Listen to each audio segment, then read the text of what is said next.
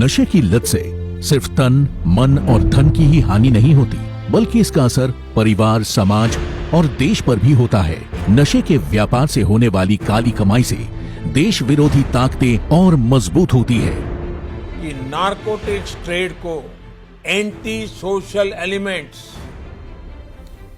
Anti national elements यानी असामाजिक तत्वों द्वारा नियंत्रित किया जाता है, जो राष्ट्र की शांति और सद्भावना को नष्ट करने पर तुले हैं।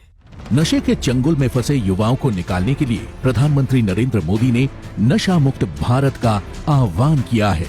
इस आह्वान को संकल्प बनाते हुए गृह मंत्री अमित शाह ने नशे के खिलाफ जीरो टॉलरेंस की नीति पर चलते हुए त्रिसूत्रीय रणनीति से नशे के कारोबार पर नकेल कसने की दिशा में काम शुरू किया और अनेक कदम उठाए, जैसे कि एनकॉड का गठन करना, एनसीबी को राष्ट्रीय स्तर पर नोडल एजेंसी बनाना, जेसीसी का गठन, दोहरे उपयोग वाली दवाओं के दुरुपयोग को रोकने के लिए स्थायी इंटर मिनिस्टेरियल कमेटी, एकीकृत डेटाबेस निदान, ड्रग्स ट्रैफिकिंग के ट्रेंड एनालिसिस एवं डेटाबेस मैनेजमेंट के लिए SIMS ई पोर्टल, राष्ट्रीय नारकोटिक्स K9 पुल की स्थापना, ईडी और अन्य खुफिया एजेंसियों द्वारा विश्लेषण व संपत्ति जब्ती इत्यादि।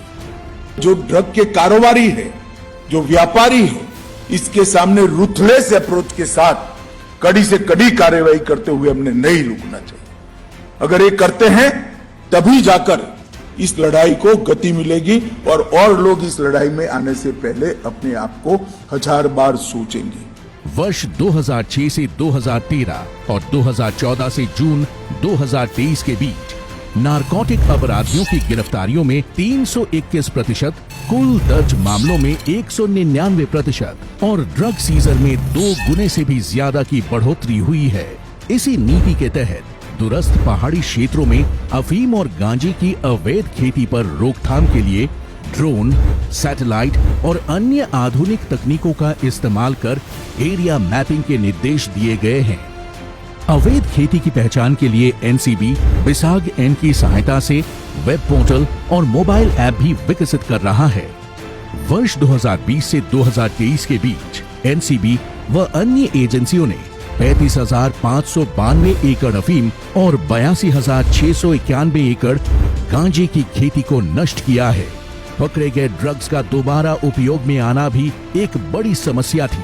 इसका समाधान करते हुए गृह मंत्री अमित शाह ने इन मादक पदार्थों को नष्ट करने के लिए एक विशेष अभियान शुरू किया। इस अभियान के तहत आजादी की 75वीं वर्षगांठ के उपलक्ष्य पर 75 दिनों के दौरान 75,000 किलो मादक पदार्थों को नष्ट करने का लक्ष्य को सफलतापूर्वक पूरा किया गया। इतना ही नहीं, लक्ष्य से आगे बढ़ते हुए 12,512 करोड़ रुपए के 12,19,399 किलो जब्त ड्रग्स को नष्ट किया जा चुका है। गृह मंत्री अमित शाह की उपस्थिति में विभिन्न कार्यक्रमों के दौरान देश भर में जब्त ड्रग्स को नष्ट किया गया, जैसे बेंगलुरु कार्यक्रम में 9,298 किलो, चंडीगढ़ में 31,000 किलो, गांधीनगर में 12,438 किलो, गुवाहाटी में 40,000 किलो और नई दिल्ली में 1,44,000 किलो ड्रग्स।